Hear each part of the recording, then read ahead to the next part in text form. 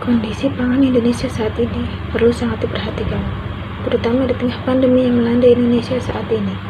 Sektor pertanian menjadi sorotan karena memiliki kaitan erat dengan ketahanan pangan nasional. Tentunya pada masa pandemi yang sulit seperti sekarang ini, ketahanan pangan menjadi suatu yang harus diupayakan untuk menghindari dari krisis pangan yang seakan menghantui Indonesia. Meskipun menurut data yang dilansir dari Badan Pusat Statistik Kementerian Pertanian, stok pangan nasional diprediksi akan mengalami surplus hingga bulan Juni 2020. Namun hal ini bukan berarti bahwa Indonesia serta-merta terbebas dari ancaman krisis yang bisa terjadi di masa mendatang.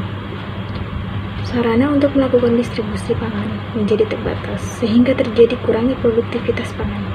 Selain itu, dengan pola hidup masyarakat yang berubah, otomatis permintaan masyarakat sebagai konsumen pangan juga berubah. Selain peran dari pemerintah, masyarakat juga harus dapat ikut andil dalam menjaga ketahanan pangan untuk menghindari adanya krisis pangan. Masyarakat memiliki peluang untuk membangun kedaulatan dan kemandirian pangan. Dalam masa pandemi seperti sekarang ini, masyarakat cenderung menjadi lebih kreatif dan bisa berkreasi untuk mengakali situasi yang ada, termasuk halnya dalam menjaga akses terhadap pangan. Masyarakat diharapkan memiliki kesadaran untuk melakukan penanaman mandiri minimal untuk memenuhi kebutuhan pangannya sendiri. Menjelaskan mengenai peluang internal.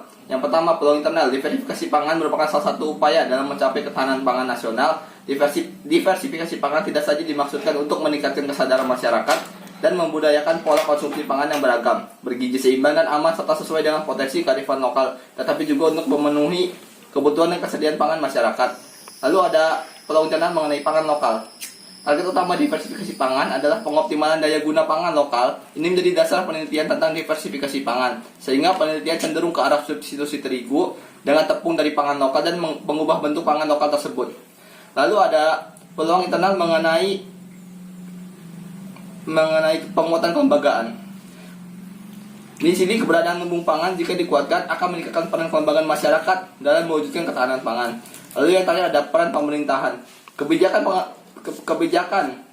pemerintah daerah dalam bidang pembangunan ketahanan pangan sebaiknya membuat kebijakan pengentasan kemiskinan berbasiskan kegiatan ekonomi kerakyatan serta pembangunan yang berwawasan lingkungan dan kesinambungan.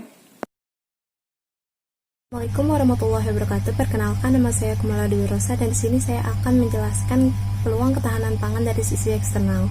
Yang pertama itu ada revolusi 4.0, di mana dengan adanya perkembangan teknologi yang semakin canggih memberikan peluang bagi industri pangan dalam pemenuhan keinginan konsumen yang semakin beragam. Revolusi 4.0 menciptakan adanya konsep smart industry, di mana semua elemen terkonstruksi secara elektronik sehingga memudahkan masyarakat untuk memenuhi kebutuhan pangannya.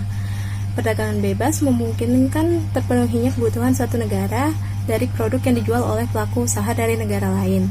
Dengan diterapkannya perdagangan bebas, maka suatu negara bisa mendapatkan kebutuhan pangan dengan harga yang lebih terjangkau. Lalu yang ketiga ada isu lingkungan dan perkembangan berkelanjutan dalam peluang ketahanan pangan yang dapat dilakukan melalui penguasaan dan penerapan teknologi pangan agar dapat merespon perubahan permintaan pangan sehingga mampu menyediakan pangan sesuai dengan dinamika permintaan pasar dan preferensi konsumen dengan baik.